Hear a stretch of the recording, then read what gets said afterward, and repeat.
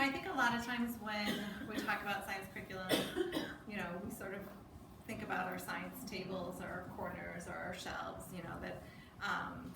and what I really want to encourage you to think about your whole classroom as being opportunities for engaging in science curriculum with young children, because I'm going to keep saying this, and you're going to keep seeing this on slides in different ways, because this is the most, I think, important takeaway that I want you to have from this, that it's not about, a certain experience or an experiment.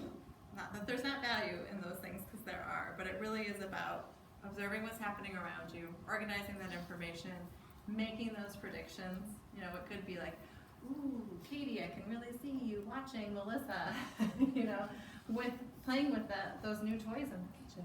What do you think would happen if you went over and took them away from her?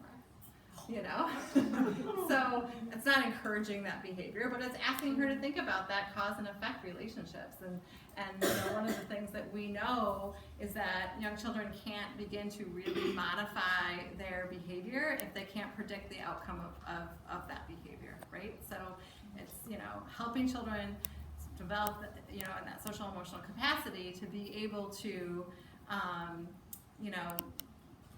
dig into the guidance and discipline that we're giving them, is they have to be able to make predictions and to analyze the results of their actions, right? So all around us in the classroom, every day, every interaction that you're having. Okay, so you have a giant role to play in this, as in everything in your classroom. So we want materials, open-ended materials that give provocations or give invitations to young children. We want to invite experimentation and manipulation, and that means that sometimes things are going to get broken. It means sometimes there's going to be a pile of sand on the floor, or silly putty that's stuck to the curtains, and that's okay. Like, we can deal with all of those things. What we want to do is invite children to be able to really explore these materials and opportunities. We want them to ask questions. And when children get to preschool age, we want to understand that we can't answer all of their questions in a way that's acceptable to them in the moment. So we want to record what those questions are and revisit them. So I would invite the preschool classrooms to find some space in their room and create a wonder wall. You can call it something else if you don't like the term wonder wall. And it's just a place where you're going to record what their questions are. So if you're playing with something, or kids are manipulating something, and they say to you, ask you a question about how was this made, or why does the wind blow, or some sort of question that that is showing you that they want to explore an idea or a topic in a more deep way, and you're looking at your watch and you're like, we have to be outside in 5 minutes. Then what you do is you put it on a wall, or you have a box or something like, that's a great question, and I want to explore that with you more. Let's write it down and put it in our wonder box. And then when you have time and you can go back, and maybe at a group time, you pull out the wonder box or look at your wonder wall and say, here are all the questions that the children in our class had this week. Which ones do we think we want to explore? So showing them that you really value what their questions are, and it's also acknowledging your limitations for time and space and materials, but knowing that you can get back to those questions, and sends that message: we value your curiosity.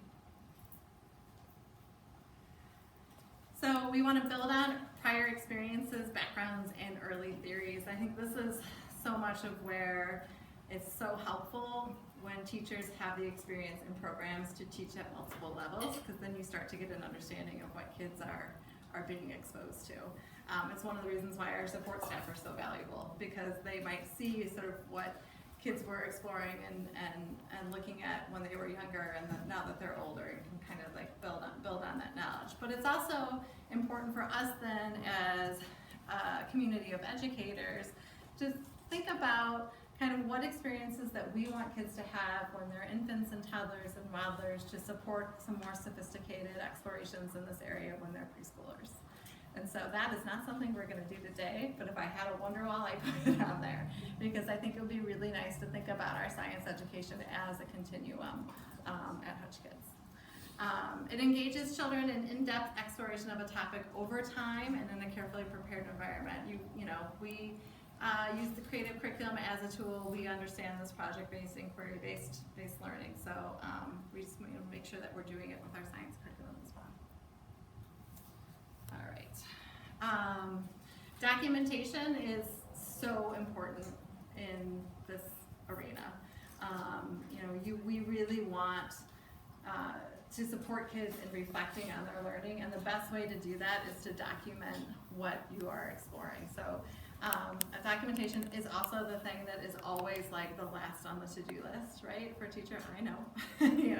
I would love to create a beautiful documentation board to put in my classroom so we can go back and reflect on this learning, but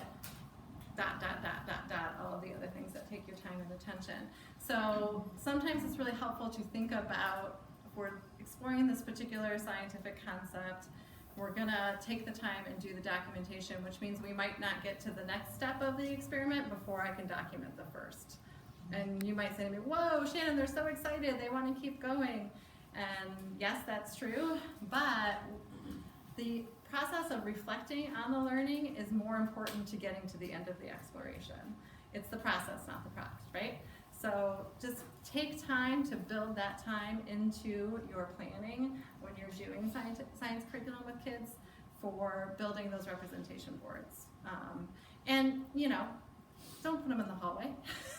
Those are a great way to communicate with families what's happening, or if you have the flexibility to be able to bring a group of kids out to the hallway to look at stuff, great, but it's more important for kids to be able to access it. So maybe you're like, I don't have enough board space, Shannon, so I can't do it. All right, create a book, and have that book be on the table near the experience. You want kids to have that resource to really help them build their knowledge.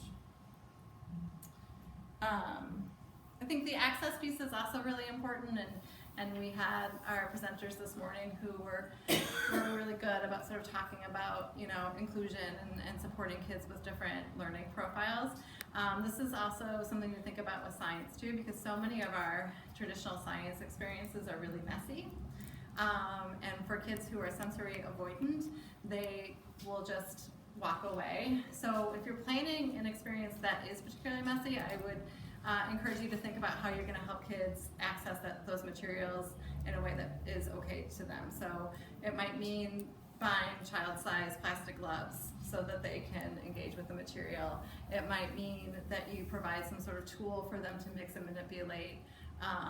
If most kids are doing it with their hands, then maybe you give that child a spoon or something like that. So making sure that we give that access, putting that bumpy seat underneath them on the chair, and feel free to go spend up your classroom budget so much on bumpy seats. I would love it, because I think they're really important too. All right, so experiment versus experience. We all know what experiments look like. It was Pam's experience with the volcano and Becca's with the ice cream. Like, those are experiences. They're teacher-led. Typically, they happen during a specific time of day. They're typically all about the end effect. Those are the experiments. Experience is mostly child-led. It happens throughout the day. It's self-guided discovery.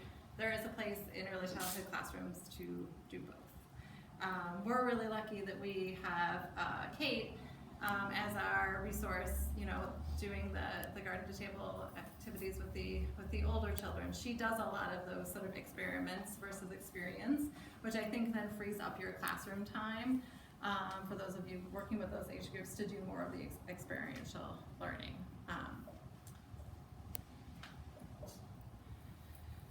So appropriate science curriculum, what does it provide? This is again kind of another review, but it's that active engagement piece. We want them to enjoy the experience. Like when kids leave Hutch Kids and go on to their next school and the teacher says science happens during this time and this time, you want them to be psyched for it. Like, yes, I'm good at that, I enjoy that, I understand what that means. It's an opportunity to really explore different units and topics of interest to them. Science sometimes is a place where we sort of go back and rely on like curriculum that's already been created, or I always do, you know, butterflies with kids, you know, the caterpillar chrysalis butterfly, you know, in the spring. Well, let's make sure it's emergent still. What are these kids interested in? And this is where your wonder walls or your wonder boxes come in. You know, if you're sort of thinking to yourself, like, I'm not really sure, once you give them the practice of starting to tell you your ideas in this way, believe me, you'll never run out of things to explore. You know, as long as you're following through enough for them to know that you're gonna get to their idea, they'll keep giving them to you.